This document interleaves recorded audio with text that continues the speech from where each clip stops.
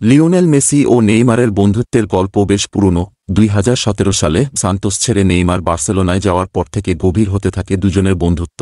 2023 সালে Brazilian forward Barcelona ছেড়ে পিএসজিতে যাওয়ার পর দুজনের দেখা সাক্ষাৎ কমে গেলেও মানসিক দূরত্ব কখনোই কমেনি। মাঝে নেইমারকে বার্সায় ফেরানোর চেষ্টাও করেছিলেন মেসি, তবে আর্জেন্টাইন মহাতারকা সে চেষ্টায় সফল হননি।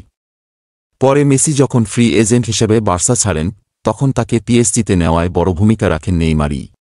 এরপর 2021 থেকে 2023 পর্যন্ত দুজন একসঙ্গে খেলেন প্যারিসের ক্লাবটিতে। গত গ্রীষ্মের দলবদলে মেসি পিএসজি ছেড়ে চলে যান যুক্তরাষ্ট্রের ক্লাব ইন্টার মায়ামিতে। আর নেইমার নিজের ঠিকানা হিসেবে বেছে নিয়েছেন সৌদি ক্লাব আল হিলালকে। দুজনের মধ্যে আবার দেখা সাক্ষাৎ কমে গেলেও মানসিক সম্পর্ক আগের মতো আছে বলেই মন্তব্য করেছেন নেইমার। এমনকি দুজনের মধ্যে নিয়মিত ফোনে আলাপ এবং বার্তা আদান প্রদান হয় বলেও নিশ্চিত করেছেন নেইমার।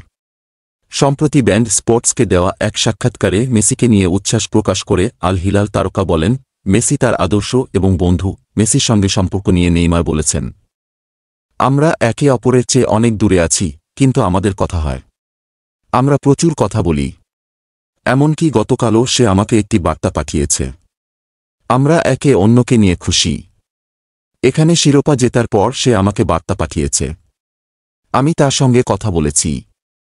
গত বছর কোপা আমেরিকা ফাইনালে আর্জেন্টিনার কাছে হারের পর মেসিকে জড়িয়ে নেইমারের কান্নার দৃশ্য সামাজিক যোগাযোগ মাধ্যমে ভাইরাল হয়। এরপর ড্রেসিং রুমেও একসঙ্গে আড্ডা দিতে দেখা যায় দুজনকে। এছাড়া বিভিন্ন সময় একে অপরকে নিয়ে মুগ্ধতা প্রকাশ করতে দেখা গেছে দুজনকে। সে ধারাবাহিকতায় আবারও মেসিকে প্রশংসা ভাসিয়েছেন নেইমার। আর্জেন্টাইন অধিনায়ককে অসাধারণ মানুষ উল্লেখ করে নেইমার বলেছেন, সে অসাধারণ একজন মানুষ।